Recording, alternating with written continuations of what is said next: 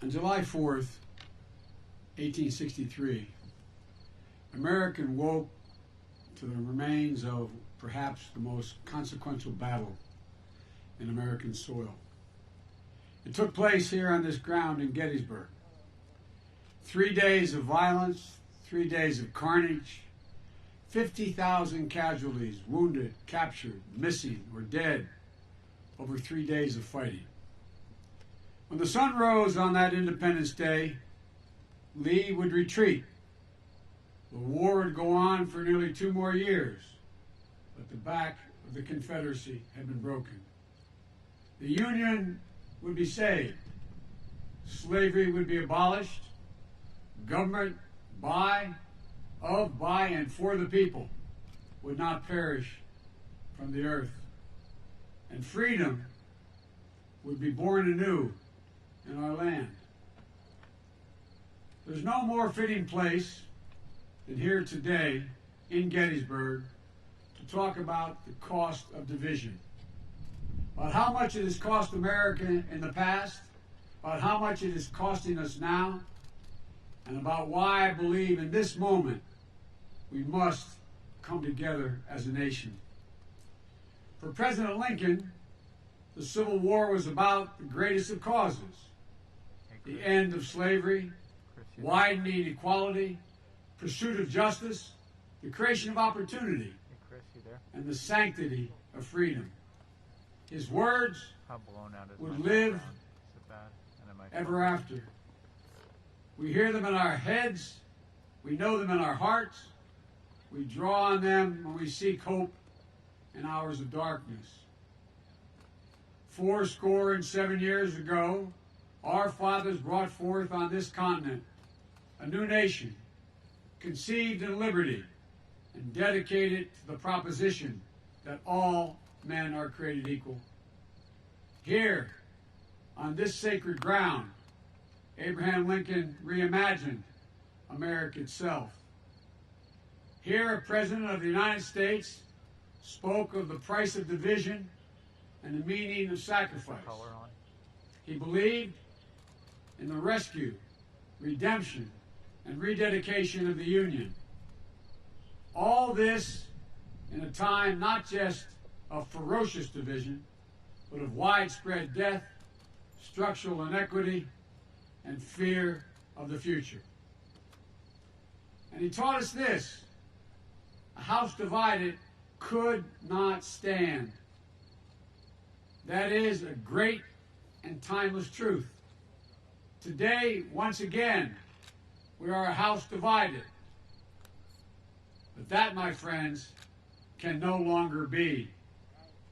Amen. We are facing too many crises. We have too much work to do.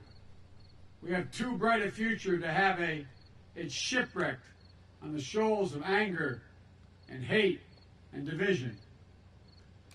As we stand here today, a century and a half later after Gettysburg, we should consider again what can happen when equal justice is denied, when anger and violence and division are left unchecked. As I look across America today, I'm concerned.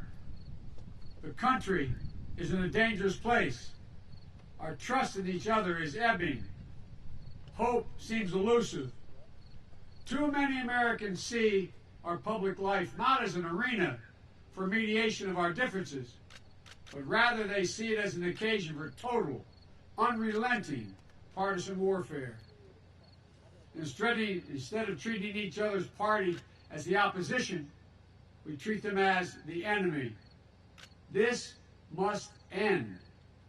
We need to revive the spirit of bipartisanship in this country, a spirit of being able to work with one another. When I say that, and I've been saying it for 2 years now, I'm accused of being naive. I'm told maybe that's the way things used to work, Joe, but they can't work that way anymore. Well, I'm here to tell you they can, and they must, if we're going to get anything done. I'm running as a proud Democrat, but I will govern as an American president. I'll work with Democrats and Republicans. I'll work as hard for those who don't support me as those who do. That's the job of a president. The duty to care for everyone. Refusal of Democrats and Republicans to cooperate with one another is not due to some mysterious force beyond our control. It's a decision. It's a choice we make. And if we can decide not to cooperate, we can decide to cooperate as well. That's the choice I'll make as president. But there's something bigger going on in this nation than just our broken politics. Something darker, something more dangerous. I'm not talking about ordinary differences of opinion. Competing viewpoints give life and vibrancy to our democracy. No, I'm talking about something different, something deeper. Too many Americans seek not to overcome our divisions, but to deepen them. We must seek not to build walls, but bridges. We must seek not to have our fists clenched, but our arms open. We have to seek not to tear each other apart, but seek to come together. You don't have to agree with me on everything, or even on most things, to see that we're experiencing today is neither good nor normal. I made the decision to run for president after Charlottesville. Close your eyes and remember what you saw. Neo-Nazis, white supremacists, and the KKK coming out of the fields with torches lighted, veins bulging, chanting the same anti-Semitic bile heard across Europe in the 30s. It was hate on the march, in the open, in America.